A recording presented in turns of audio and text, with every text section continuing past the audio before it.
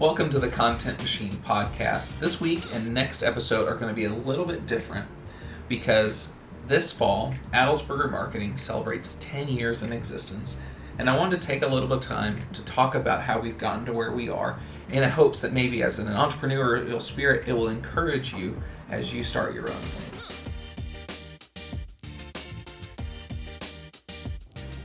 How did we get started? Well, it started in a dark, scary night in Alexandria, Louisiana, when I was born in 1988. Just kidding, I'm going to skip ahead, but I actually was born in Louisiana, but I mostly was raised in Illinois. After I came to Union, I graduated with a degree in youth ministry. Most people don't realize this.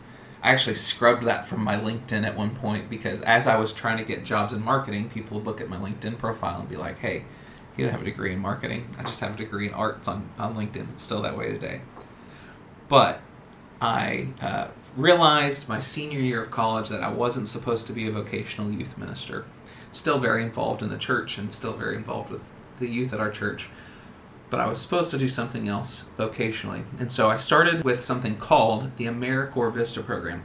The AmeriCorps Vista program is kind of like the National Peace Corps. And so you go to work in nonprofits. During the first nonprofit that I worked at, I ended up giving tours to most people that came through. And so I got really good at telling the story of the organization that I was in. As the youngest person of the organization, I ended up doing the social media as well.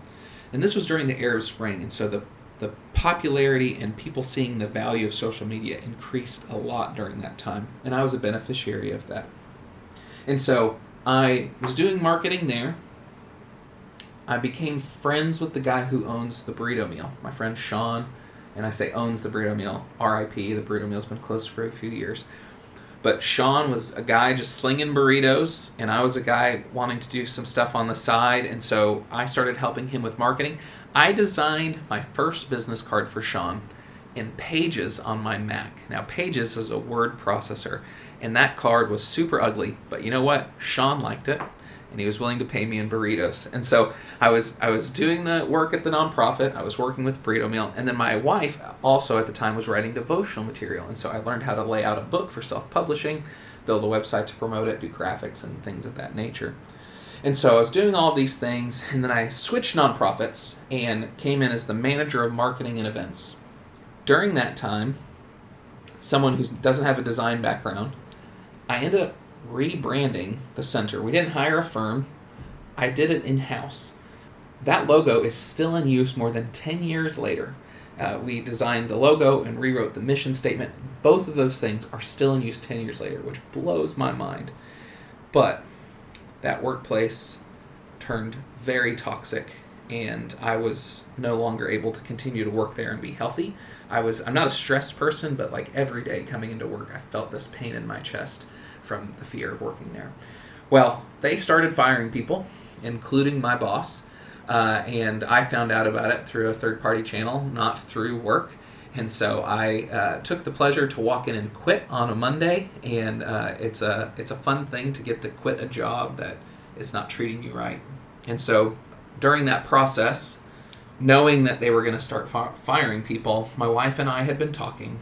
We're both planners, and so she and I decided if I could give it a year, I was going to give it a year to try to be successful in starting my own business.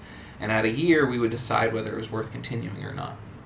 And so I had a timetable to work with to try to make the best run at starting a business that I had no idea how to run or no idea how to start and give it a try. And so I quit in the fall. The Co. opened about the same time that I quit, and our fates have been intertwined ever since. And so the Co. opened up a lot of opportunities for me by connecting me with people. And one of those people was William Donnell. William Donnell is a friend and a business friend and a friend on a personal level. I'm honored to call him a friend. He had customers coming to him that weren't a good fit for his, at the time, website company. And so one of the first good customers that I had was Camp Voyager, owned by John and Charlie Erdman. And William said, hey, we're not a good fit for you. Maybe you can call my friend Kevin. And so conversations like that early on in the business made all the difference in the world, that in the first 3 months of us starting the business, we knew it was going to be successful because of people like William. And then also people like Ben Ferguson at PPL.